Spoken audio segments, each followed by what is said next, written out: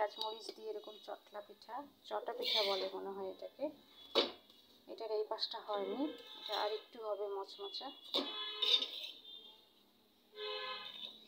এটা পেঁয়াজ মরিচ লবণ, এটা এরকম করে একটু মোটা হয়ে গেছে আমার, কারণ আমি একবারে করছি এই জন্য। এটা একটু চিকন করে দিলে আর একটু ভালো হয়। তারপরও আমার মনে হয় এটা ভালো হবে, কারণ আমি এটা অল্প আছে অনেকক্ষণ ধরে করব, আর পুরো সাইডটাই একটু মচমচ করবে। আপনাদের কার কার এরকম ভালো লাগে? বিকেলের চায়ের সাথে এটা কিন্তু খুব মজা, আমার ভালো লাগে। আমি এটা প্রায়ই এইভাবে খাই।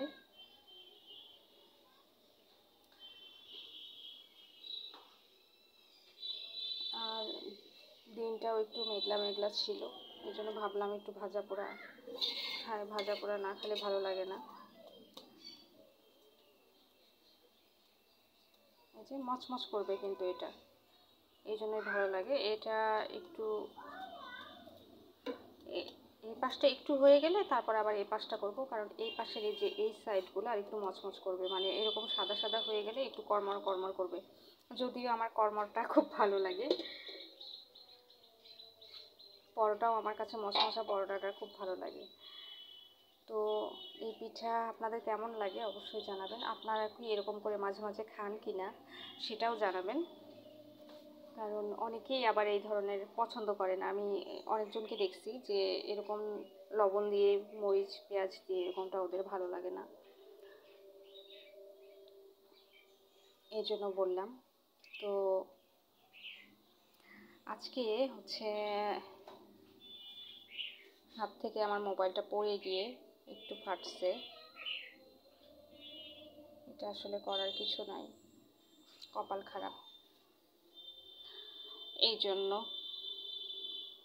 কপাল খারাপ হলে চারিদিক দিয়ে খারাপ হয়, আর কপাল ভালো হলে সব দিক থেকে ভালো হয়।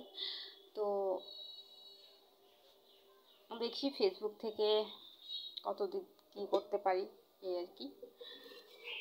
সবাই পাশে থাকবেন, সবাই সবার পাশে থাকবেন, ভালোবাসা দিবেন, আর এভাবেই কিন্তু এগিয়ে যাওয়া সম্ভব। কারণ ফেসবুকে শুধু একজন তো এগিয়ে যাওয়া সম্ভব না, অনেক সময় আমাদের সবাই সাপোর্ট করবে, এভাবে এগিয়ে যেতে হবে। যদিও আমি সব সময় খালি কমেন্ট ব্লক খাই, করার কিছু নাই, কারণ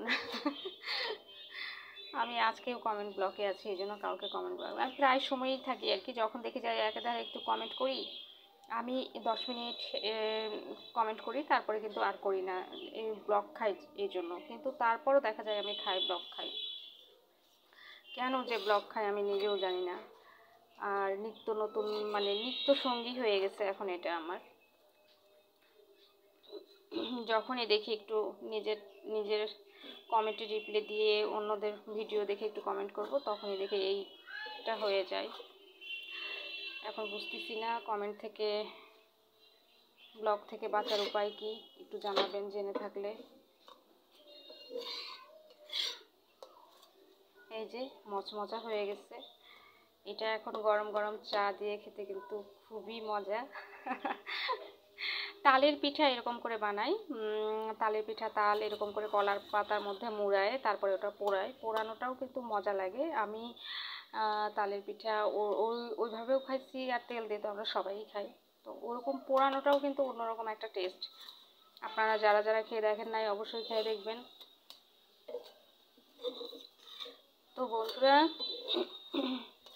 সবাইকে শুভ বিকেলের শুভেচ্ছা,